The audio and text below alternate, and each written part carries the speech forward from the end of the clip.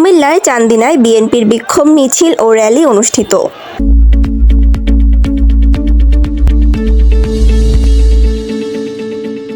বিএনপির ভারপ্রাপ্ত চেয়ারম্যান তারেক রহমানের বিরুদ্ধে ষড়যন্ত্র, মিথ্যাচার ও অপপ্রচারের প্রতিবাদে চান্দিনা উপজেলা বিএনপির উদ্যোগে বিক্ষোভ মিছিল র্যালি অনুষ্ঠিত হয়েছে।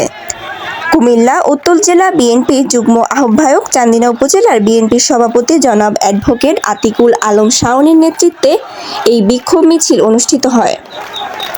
বৃহস্পতিবার বিকেলে চান্দিনা পাইলট উচ্চ বিদ্যালয় মাঠ থেকে কয়েক হাজার বিএনপি ও সহযোগী অঙ্গ সংগঠনের নেতাকর্মী নিয়ে বিক্ষোভ মিছিলটি উপজেলা পরিষদ হয়ে ঢাকা-চট্টগ্রাম মহাসড়কে প্রদক্ষিণ করে চান্দিনা বাজার হয়ে উপজেলা বিএনপির প্রধান কার্যালয়ে এসে শেষ হয়।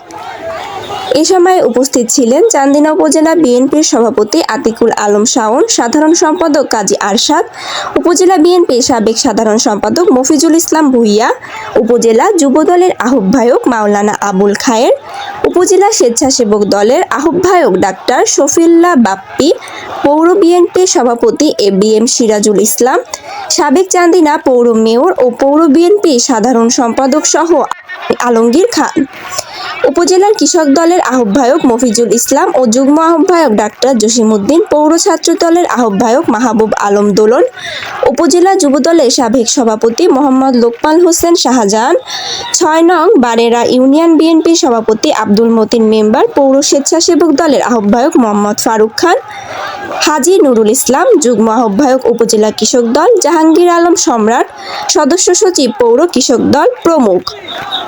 ASP news desk. এএসপি নিউজের সাথে থাকার জন্য ধন্যবাদ। সাবস্ক্রাইব করে সাথে থাকুন।